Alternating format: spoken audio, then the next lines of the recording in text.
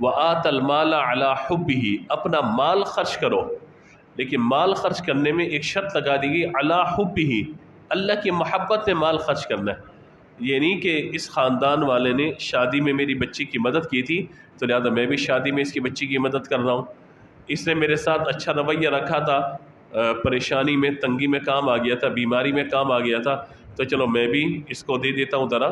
تو لہٰذا یہ ہمیں دیکھنا ہے اس بات کو کہ وَآتَ الْمَالَ عَلَى حُبِّهِ، اللہ کی محبت میں مال خرچ کرنا ہے، اللہ کی اس کی محبت میں، کس کی؟ اللہ کی محبت میں مال خرچ کرنا ہے۔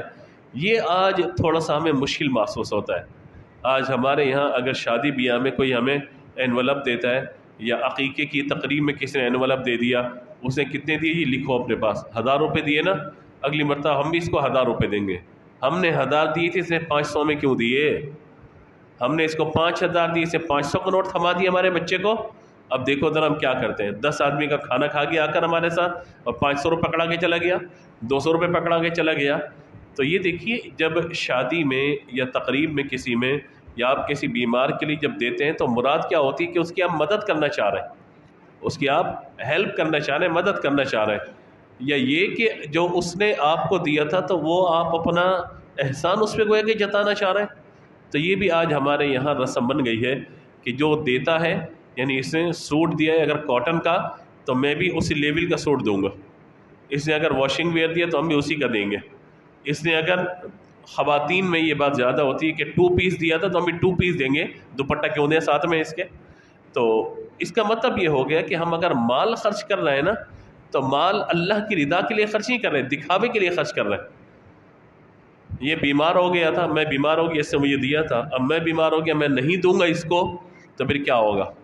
اسی طریقے سے آپ یہ دیکھیے کہ بعض اوقات جنازے کے بعد کچھ برادریوں میں، خاندانوں میں یہ ہوتا ہے کہ کسی گھر کے بڑے کو، جیسے بڑا بیٹا ہے تو اس کو پگڑی باندھی جاتی ہے اور اس کو بڑا بنا دیا جاتا ہے، تو اس وقت یہ ہوتا ہے کہ بھائی مطلب پگڑی کون باندھے گا اس کو، یعنی اس کے سر پہ امامہ پگڑی کون باندھے گا؟ یعنی وہ ان کی ایک ہوتی ہے رسم، گاؤں دیہاتوں میں زیادہ ہوتی ہے، کچھ برادریوں کے اندر آج بھی ہوتی ہے۔ اسی طریقے سے کچھ برادریوں کے اندر یہ بھی ہے کہ جہیز کا سامان پورا کھول کے رکھا جاتا ہے، پھیلا کے رکھا جاتا ہے، اتنے کپڑے آئے ہیں، اتنا زیور ہے، اتنا یہ ہے، اتنا یہ، اتنا یہ، وہ سب پھیلا کر سب کو دکھایا جاتا ہے۔ پھر لوگوں کے کمنٹس آتے ہیں، ہاں تمہاری بیٹی کو تو اس نے اتنا دیا ہے، بلکہ زیادہ دینا چاہیے تھا۔ بعض اوقات بری جب لڑکے والے لے کر کے آتے ہیں مائیوں کی رسم میں یا کسی اور تقریب کے اندر تو کہتے ہیں بری کھول کے رکھ دو بھائی، ہمارا خاندان پورا دیکھے، سب کو دکھایا جا رہا ہے، پھر کپڑا چیک کیا جا رہا ہوتا ہے، اے ہائے اتنا گھٹیا کپڑا لے کر آ گئے۔ یعنی یہ ہمارے یہاں ہو گیا ہے کہ اگر ہم کسی کو دے بھی رہے ہیں تو شاید اپنی عزت بچانے کے لیے، اس کے شر سے بچنے کے لیے، یا اس پہ احسان جتانے کے لیے دے رہے ہیں۔ قرآن نے ہمیں کیا حکم دیا؟ وَآتَ الْمَالَ عَلَى حُبِّهِ، تم مال خرچ کرو کس کی محبت میں؟ اللہ کی محبت میں۔ اب اللہ کی محبت کہاں رہ گئی جناب؟ یہ تو دنیا داری آ گئی نا ساری کی ساری۔ تو مال اگر کسی کو دینا ہے، کس کی مدد کرنی ہے تو کس لیے کرنی ہے؟ اللہ کی رضا کے لیے، کیونکہ اجر کس سے دے رہے ہیں؟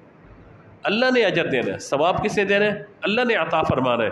تو لہٰذا اللہ کا دیا ہوا مال اللہ کے بندوں پر آپ خرچ کر رہے ہیں، اپنے رشتہ داروں پر، یتیموں پر، مساکین پر، مسافروں پہ، اور یہ ساری تفصیل آگے آ جائے گی۔ تو یہ بات کس کے لیے؟ اجر اگر اللہ سے چاہیے تو پھر لوگوں کا ڈر خوف دل سے نکال دیجئے، ان کی ملامت کو دل سے نکال دیجئے کہ واقعی اگر میں اللہ کے لیے خرچ کروں تو مجھے اللہ ہی اس کا بدلہ بولیے عطا فرمائے گا۔